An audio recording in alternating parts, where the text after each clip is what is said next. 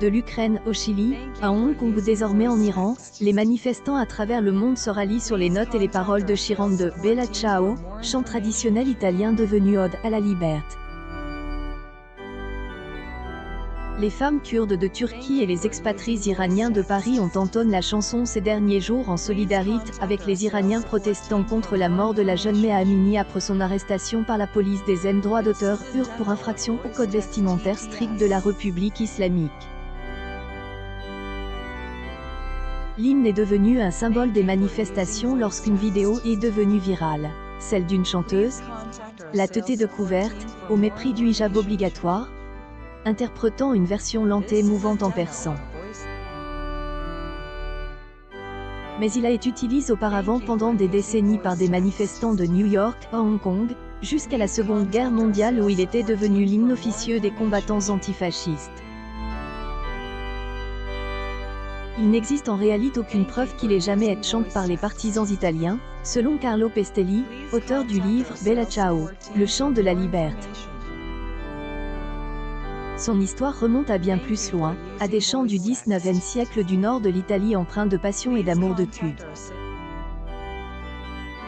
Il est difficile d'établir précisément ses origines, explique Carlo Pestelli à l'AFP, notant que la musique elle-même a des sources diverses. Ces paroles ambiguës, évoquant un envahisseur anonyme et l'honneur de mourir pour la liberté, en ont fait depuis un symbole de solidarité pour de nombreuses causes. Ce n'était pas une chanson communiste mais un manifeste pour la liberté. Elle représente des valeurs apolitiques que tout le monde est capable de comprendre et partager, de Taïem.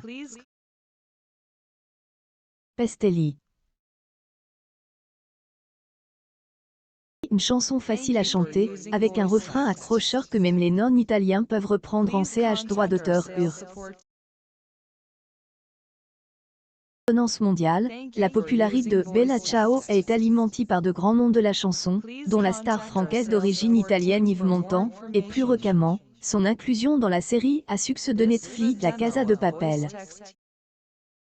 Et on peut l'entendre partout où des foules se rassemblent. Les Ukrainiens l'ont entonné cette année face aux forces russes qui ont envahi le pays. Elle a été la bande-son de manifestants dansant à Tripoli, un chant des supporters anglais de football et un appel à l'action des militants climatiques de Sydney à Bruxelles. En Italie, Bella Ciao est un hymne national officieux, qui fut chanté avec émotion depuis les balcons pendant le confinement dû à la pandémie de coronavirus en 2020. Pour beaucoup, l'histoire de la chanson est moins importante que sa résonance mondiale.